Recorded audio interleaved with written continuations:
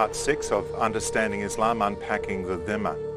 And we're looking at the psychology of Dhimmitude, of the psychological conditioning that happens to non-Muslims living under Islamic rule.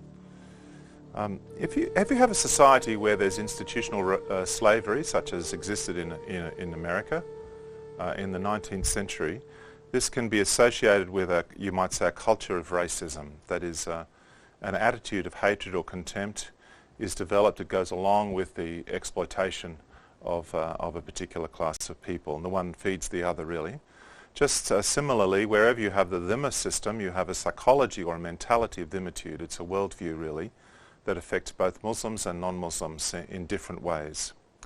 And even after a nation has sort of banned the Dhimma and there's no more jizya payments, the psychology of that system can be felt for a long time, and people can be affected by it quite deeply. So even when some nations, such as Egypt, stop the payments, the culture stays, the psychology stays.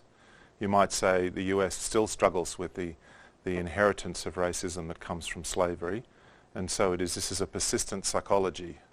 And what's quite interesting, and we'll speak about this in the next part, is that the Western countries and Christian organizations are coming under this worldview, even though they haven't been technically defeated militarily. It's an option, it's a way of thinking that is offered to non-Muslims as a way of getting along with Islam. And people accept that and adopt it for themselves.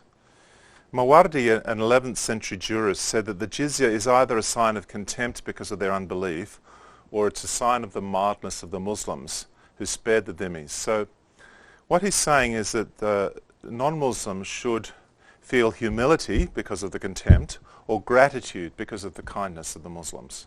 So humble gratitude is the expected attitude of non-Muslims. They should feel humbled towards Muslims, and they should feel grateful towards them. These are the psychological attributes that Dhimmitude expects from non-Muslims. Batyeor, who's the pseudonym means daughter of the Nile, and she's an Egyptian Jew, and she wrote about the dhimmi condition, the psychology of being a dhimmi. She said, the law required from dhimmis a humble demeanour, eyes lowered, a hurried pace. They had to give way to Muslims in the street, remain standing in their presence, and keep silent, only speaking to them when given permission. They were forbidden to defend themselves if attacked, or to raise a hand against a Muslim on pain of having it amputated. Any criticism of the Quran or Islamic law annulled the protection pact. In addition, the dhimmi was duty-bound to be grateful, since it was Islamic law that spared his life. The whole corpus of these practices formed an unchanging behaviour pattern which was perpetuated from generation to generation for centuries.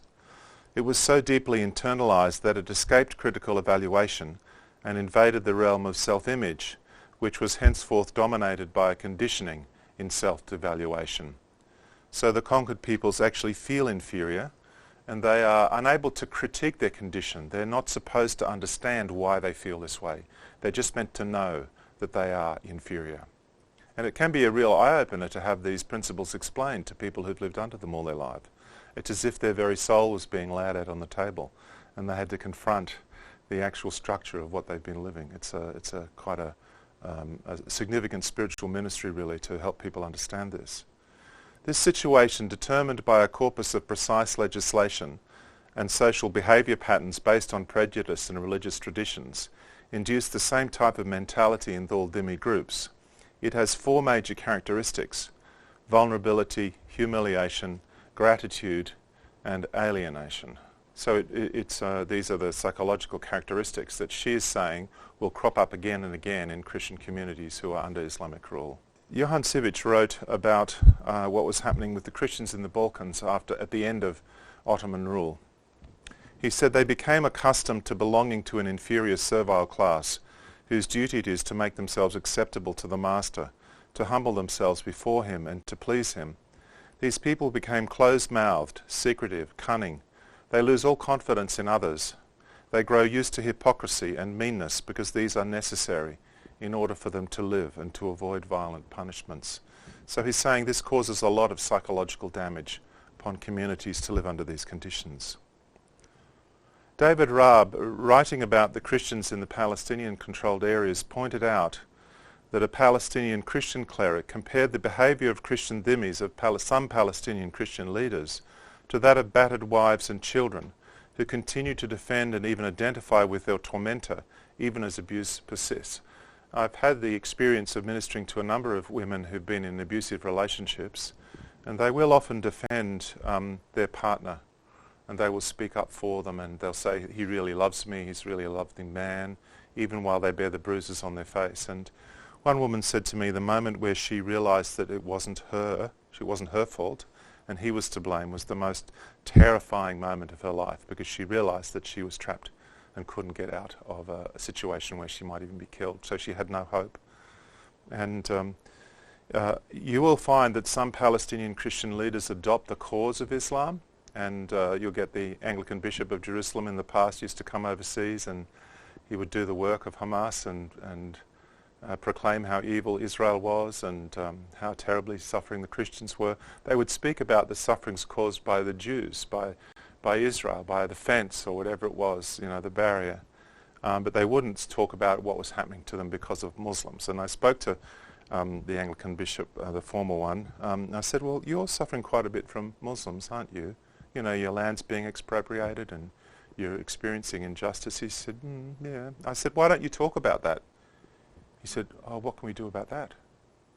We can't do anything about that. We have to live with that. And so this affects the West, because these Christians, they present a particular view of Islam into America and into Canada that's not accurate, because that's the battered woman's testimony about her husband. That's what we're believing. And that's very damaging, actually. And really what you need to do is have compassion for these Christians and understand that their testimony has been damaged, as they have been, and pay close attention to the contrary evidence that is coming about their sufferings at the hand of Islam, because they're partnering with Hamas, and the Jihad project will not win them freedom. It will not rescue them from their state. So dhimmis sometimes collude with their oppressors. They collude in adopting the dhimmi status. They make themselves as inconspicuous as possible. Dhimmi communities compete against each other also for the support of the Islamic community. So, for example, the Protocols of the Elders of Zion, which is an anti-Semitic text very popular in the Arab world today, was first translated into Arabic by Christians in Syria. So if the Christians promote anti-Semitism, then they hope that the Muslims will be kind to them.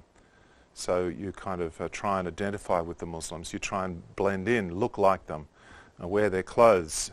The whole Arab movement, the trying to create an Arab identity over 100 years ago, was led by Christians. They wanted to create a new Arab identity for Christians and Muslims together, that they'd be able to blend into the Ummah and it wouldn't oppress them anymore.